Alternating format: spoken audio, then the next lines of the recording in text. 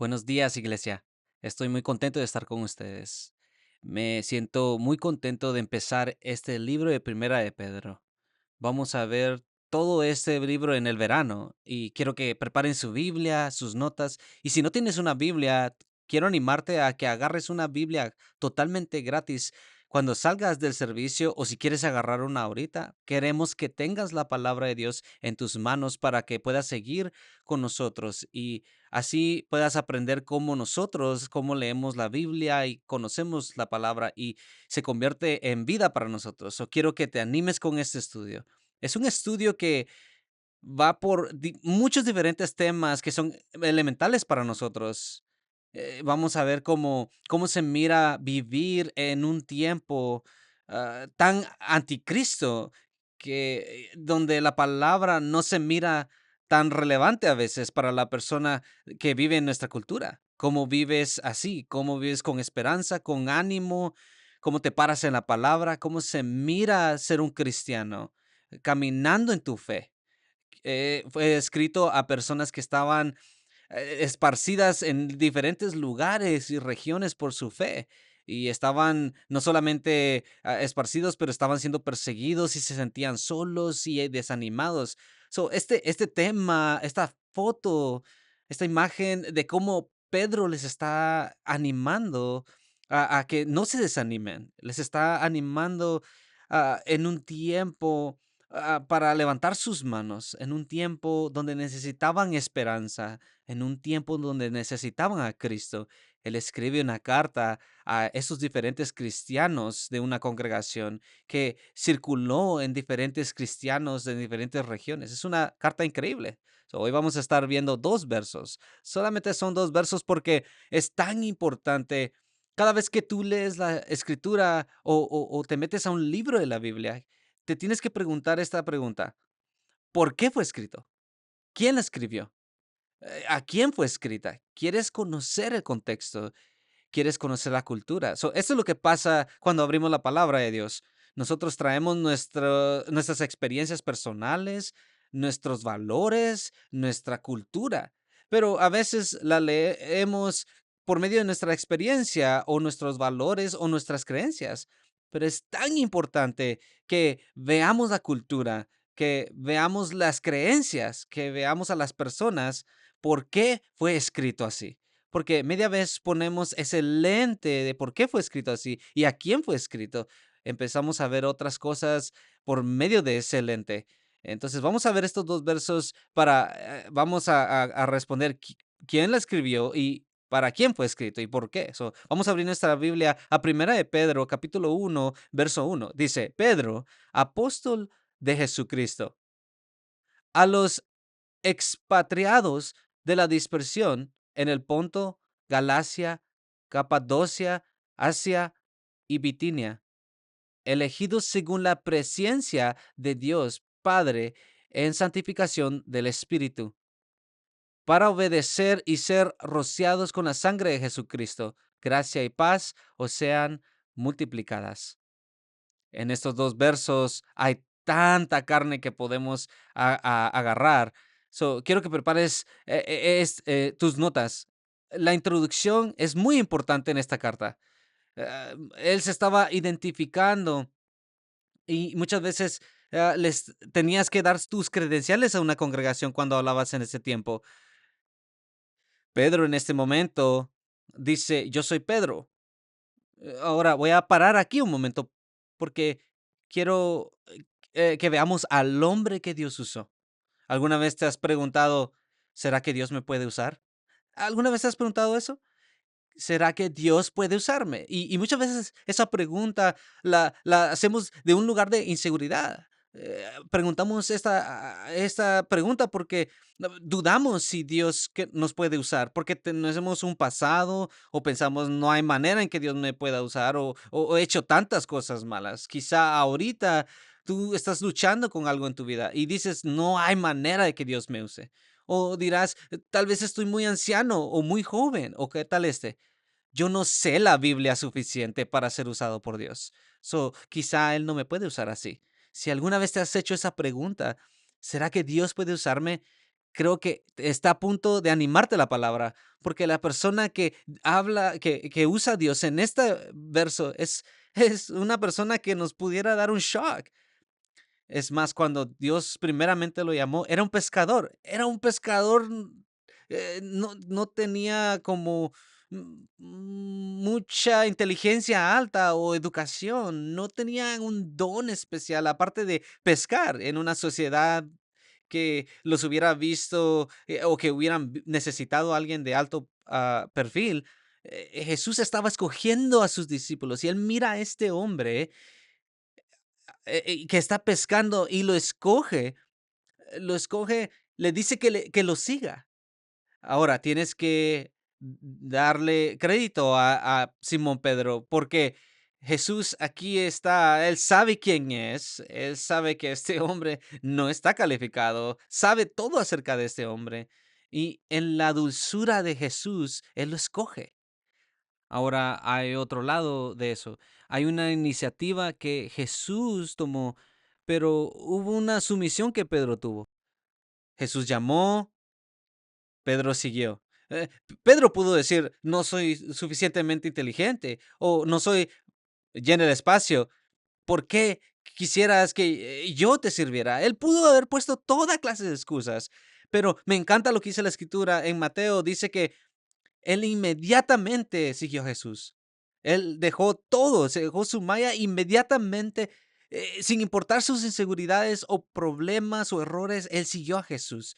Quiero que veas entonces por qué esto es tan importante, porque fue en ese momento donde él decidió seguir a Jesús, un pescador que no tenía nada que ofrecer.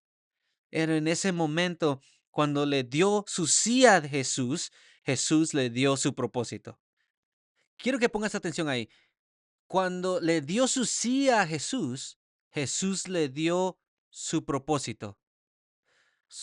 Muchos de nosotros luchamos con encontrar nuestro propósito porque lo estamos filtrando por medio de lo que no somos. No somos inteligentes, no somos lo que quieras, no podemos hacer esto. Por eso no nos sometemos completamente a Jesús en todas las áreas de nuestra vida. Mira, nosotros somos responsables de someternos y decirle sí a Señor. Jesús es el que nos da nuestro propósito.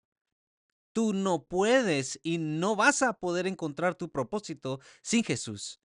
No vas a poder ser completamente lleno en tu propósito sin Jesús. Pedro, este hombre, es más, no solamente es pescador, pero cuando mira la vida de Pedro, te das cuenta que no era educado, no tenía entrenamiento, no tenía la mejor boca en él. Era un hombre que decía malas palabras de vez en cuando. Él era muy rápido y explosivo. Decía cosas que muchas veces se echaba para atrás, muchas veces hacía cosas que después se lamentaba y ¿alguna vez has estado ahí donde dices, ¿por qué soy tan impulsivo? Dije cosas que no debería de haber dicho e hice cosas que no debería de haber hecho. Y ahora no puedo creer que terminé haciendo eso.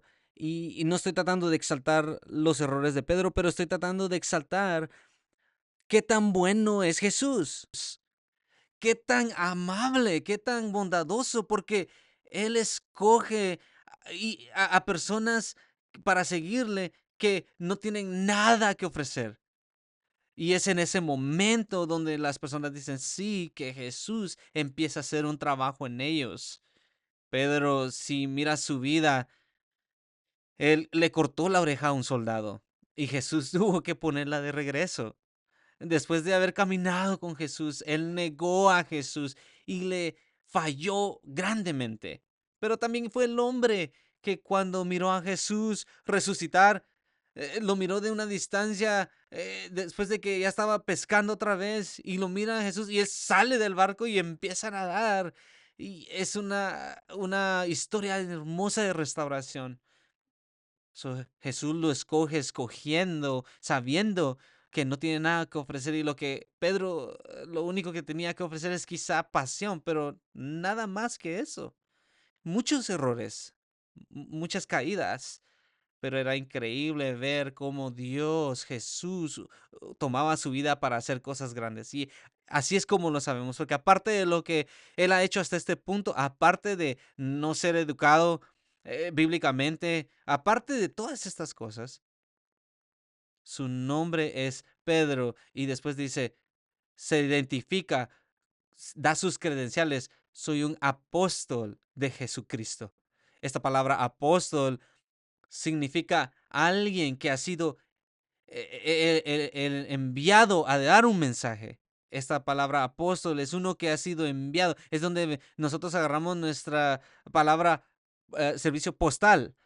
Alguien que deja un correo, un mensaje. Un apóstol era aquel que daba algo, que llevaba un mensaje, que lleva la palabra de Dios, que lleva el evangelio. Un apóstol aquí típicamente eran hombres que fueron escogidos porque habían visto la resurrección de Jesucristo. Ellos vieron a Jesucristo resucitar, habían sido testigos, Jesús los había escogido a ellos y los nombró como apóstoles porque tenían la autoridad de hablar con ese credencial, porque decían, yo sé que eso fue real, yo lo vi. Entonces, lo que él está diciendo yo soy un apóstol de Jesucristo. Jesús fue el que me mandó a mí. Ese es mi credencial.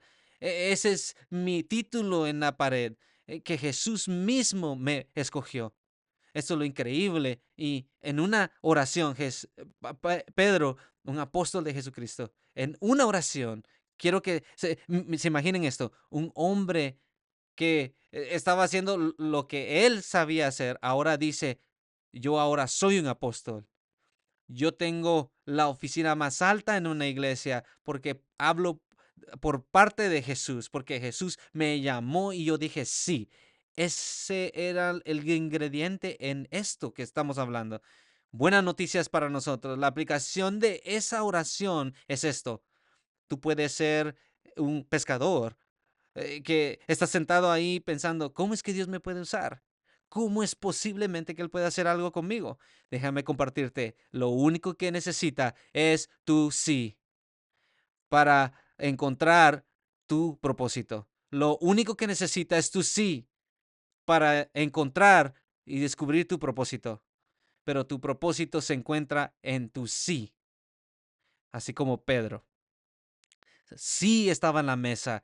Dios le da su propósito. Eres un apóstol para mí. Ahora, esto nos da una imagen de quién está escribiendo esto. Un hombre que verdaderamente conoce los errores y las imperfecciones. Qué increíble Dios el cual servimos. Ahora, ¿a quién le estaba escribiendo? Eso nos va a ayudar en el contexto para animarnos y conocer qué estaba pasando. Para responder a la pregunta, ¿será que Dios me puede usar? Sí, claro que sí, pero necesita tu sí. Ahora, vamos a ver cómo Dios usa a este ex pescador, no el educado, no el calificado, así es como lo usa.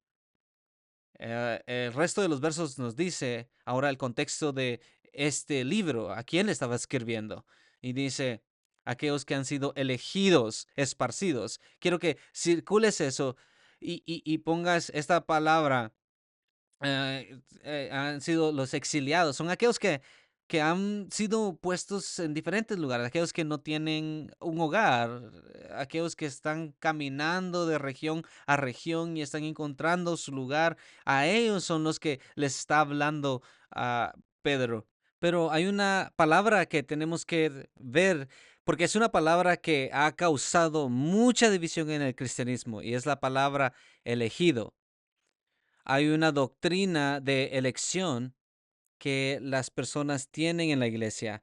Esa doctrina de elección verdaderamente es, cuando la estudias, muchas personas dicen que Dios elige a aquellos que van a ir al cielo, Él los escoge. Esa palabra elegir significa escoger. Entonces, esta palabra en el caso de esta escritura está hablando de aquellos que fueron elegidos para estar en exilio, pero también tiene que ver con una perspectiva eterna también que tenemos que ver en la historia de la iglesia y la cultura. Hay gente que dice que Dios ha escogido a aquellos que se van a ir al cielo y también le ha dado a otros la habilidad de escoger, que es libre albedrío. Y tienes a personas que están en los dos lados. ¿Será que Dios predestinó a las personas ir al cielo y a otros al infierno? ¿Será que Él predestinó ir a aquellos que van a estar con Él y a otros que lo pueden escoger o no? ¿O hay otros que no tienen oportunidad? Pero bueno, te tienes que hacer esa pregunta. ¿Será que Dios te escogió a ti o tú escogiste a Dios? ¿Será que Dios te escogió a ti o tú escogiste a Dios? Y yo diría que la respuesta es sí. Hay un misterio grande en esto, tan profundo para nosotros que es importante que estudiemos esta palabra de elección, de elegido, que entender cuál es el libre albedrío y la predestinación y qué significa eso en nuestra doctrina teológica. Pero la Biblia habla de los dos. La Biblia habla de la elección que Dios elige. También habla de la predestinación, que Dios predestina, pero también habla de libre albedrío. ¿So cuál es? ¿Él escoge? ¿Él predestina? ¿Él nos da la oportunidad? Sí, la respuesta es sí. Cuando estudias en la escritura, tienes que hacer a un lado tu preferencia o entendimiento de lo que tú quieres que sea. Muchos cristianos les encanta pelear esto. No, es Dios el que escoge y no hay manera de que nosotros lo escojamos. No, nosotros nos encontramos en medio. Dios inicia y nosotros respondemos. Miren, yo les diría, son cosas increíbles para estudiar. No es una montaña donde debemos de morir. Bueno, entonces como un hombre cristiano, un hombre de Dios, solamente estoy agradecido de conocer a Dios. Si Él empezó y yo respondí, estoy agradecido. Si mira la historia de Pedro, Jesús lo llamó, él respondió. ¿Será que tuvo una oportunidad de responder o no? No sabemos. ¿Quién sabe? Hay un misterio grande en eso, pero la respuesta es sí. Esta palabra elegido significa él escogió a estos que estaban en exilio. Hay un lado donde está el lado de Dios y hay otro en el lado del hombre. Y los dos se juntan en ese momento. Estudienlo, gócense en eso, pero no estén dispuestos a morir ahí.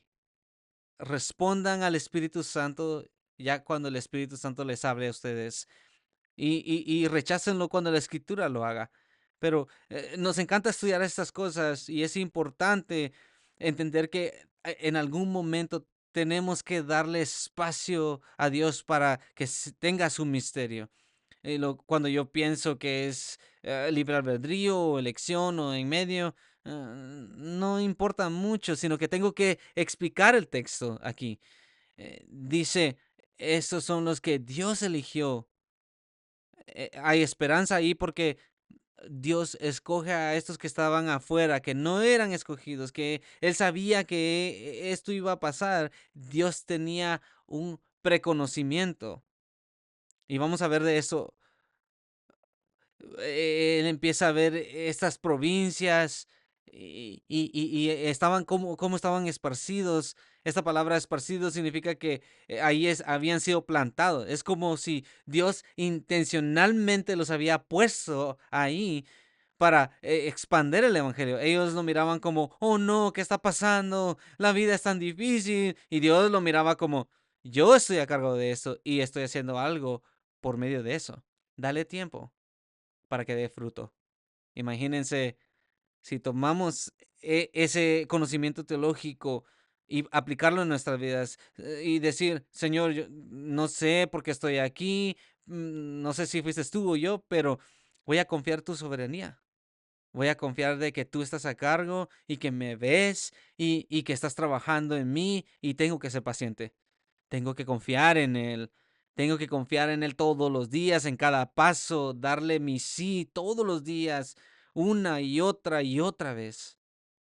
Y por eso esta palabra elección, elegido, va muy perfectamente en conjunto, porque también esa palabra escogido es aquel que inició, que fue, que él fue el que, como el Espíritu Santo Mire, la Trinidad es algo muy hermoso para nosotros porque en la Trinidad vemos que el Padre es el iniciador, Jesús es el Hijo mediador y el Espíritu es el consolador. El Padre es el iniciador, o sea, Dios, porque Él mandó a su Hijo. El Hijo es el mediador porque murió en la cruz para pagar por nuestros pecados, para poder ser justos ante su Padre. Él es el mediador. Y el Espíritu es el consolador. El Espíritu Santo es el que nos selló hasta que regresé en su día. Esa es la Trinidad ahorita. En el verso 2 dice que fuimos escogidos conforme al presciencia. Esta palabra presciencia significa saber de antemano a aquellos que iban a responder a él. Esta palabra elección y presciencia juntos caminan porque Dios escoge a las personas conforme a su preconocimiento. Entonces, todo eso funciona para que Dios cumpla lo que Él quiere cumplir. Entonces, no significa que Él lo forzó o lo hizo que pasara, sino que Él sabía que iba a pasar. Eso viene de dos palabras, antes y, y conocimiento. Dios conoce antes de tiempo aquellos que van a venir a Él. Es un como matrimonio en estas palabras y nos demuestran el carácter de el Padre. Entonces vemos al Padre, miren la Trinidad, vemos al Padre teniendo el preconocimiento, escogiendo, eligiendo.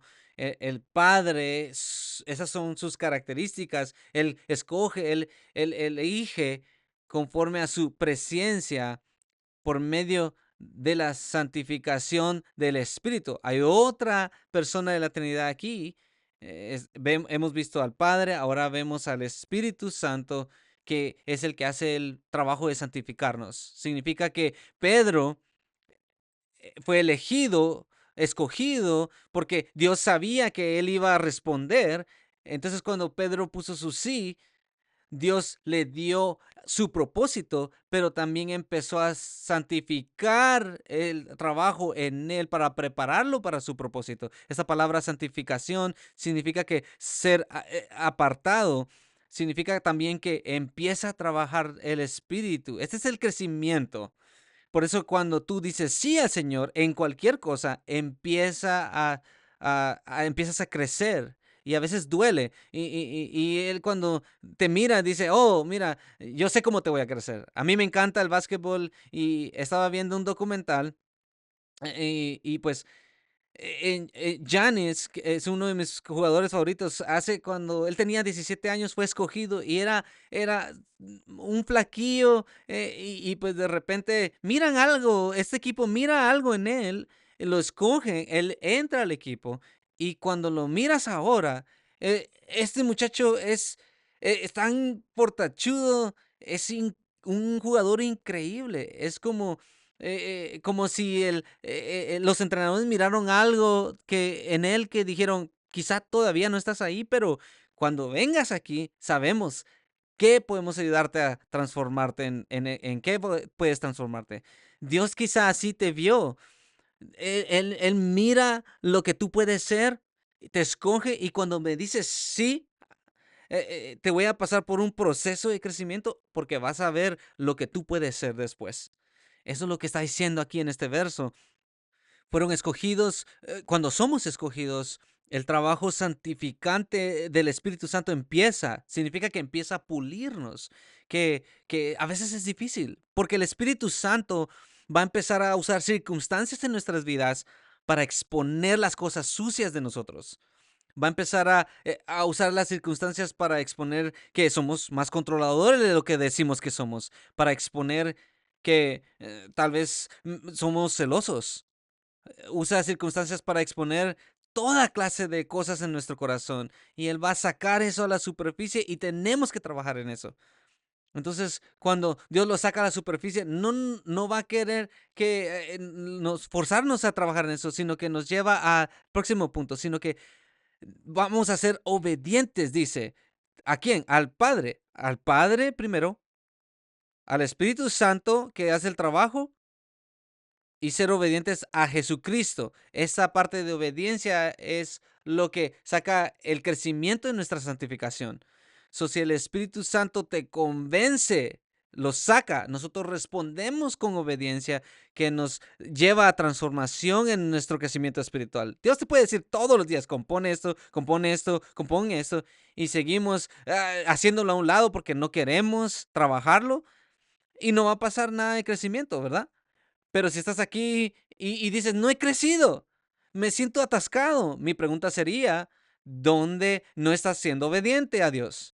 Porque es como que estás tapado, como que estás atascado en esa, y la obediencia te destapa en eso.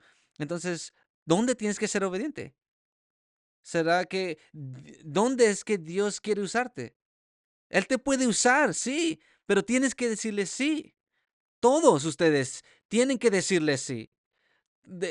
Tienes que entregarle todo para que él empiece a hacer un trabajo y va a haber un tiempo de crecimiento que va a doler. Te voy a ser honesto, va a doler, pero no te detengas de perseguirle. Deja que él haga el trabajo, porque después de eso va a haber un crecimiento. Vas a ser un hombre espiritual, una mujer espiritual, un fruto increíble y vas a ver cómo Dios te usa de una manera increíble. Pero tienes que dejar que Él te trabaje. Humíllate ante su espíritu. Nunca vas a ser perfecto. En tu caminar con Jesucristo, nunca vas a ser perfecto. Nunca vas a conocer toda la Biblia. Nunca vas a tomar todas las mejores decisiones. Nunca vas a dejar de pecar. Pero déjame decirte esto, Él sabe eso y nos ha escogido porque Él conocía que íbamos a decir sí. Él sabe que íbamos a caernos, Él conocía todo, que me trae a mi último punto. Dice, ser obedientes a Jesucristo y rociados con la sangre de Jesucristo. ¿Sabes por qué eso es increíble? Los predicadores del Antiguo Testamento echaban la sangre en el altar para cubrir los pecados de la comunidad. Significaba perdón, significaba libertad. Lo que está diciendo aquí es, miren, los que están en Cristo hay buenas noticias, que has sido rociado con su sangre. Significa que has sido perdonado. Eres libre de todo. Sírvele a causa de esa libertad. No vas a ser perfecto, pero eres perdonado. No vas a ser perfecto, pero eres perdonado. Termina con estos dos versos diciendo, bueno, él lo abre, pero dice, gracia y paz sea para ustedes en abundancia. Iglesia, cuando vemos a este hombre que Dios usa, puedes decir, este hombre o mujer, esta persona que Dios usa, Él conoce tu pasado, Él conoce tu presente y conoce los errores que vas a cometer mañana. Y aún así te escoge. Y nosotros respondemos a ese llamado, nos sometemos a ese llamado y Él empieza a crecernos para ser perdonados. ¿Será que Dios puede usarme? ¿Será que Dios puede usarte? La respuesta es sí. Pero ¿vas a poner tu sí en la mesa para decirle, aquí está mi vida? Aquí está todo lo que tengo. Quizá tú estás aquí y nunca has dado tu vida a Jesucristo y dices, yo no sabía que Él me mira, pero Él dice, sí, te miro. Así como en estos dos versos dicen que miraba a las personas esparcidas y le dice a Pedro, escríbeles una carta que los veo. Él te ve. Mientras seguimos entrando a esa carta, quiero animarte a que rindas todo a Jesucristo y veas cómo Él hace un trabajo increíble. Y si no le has entregado tu vida, quiero que hables con el pastor y dile, no sé qué hacer, pero mi sí está en la mesa. Él puede ayudarte a caminar después del servicio. Dile al Señor, aquí está mi sí, Señor. A ustedes, iglesia, gracias. Qué increíble recordatorio de que Dios te ha escogido a ti. Y aquí estamos el día de hoy. So, quiero terminar con esto.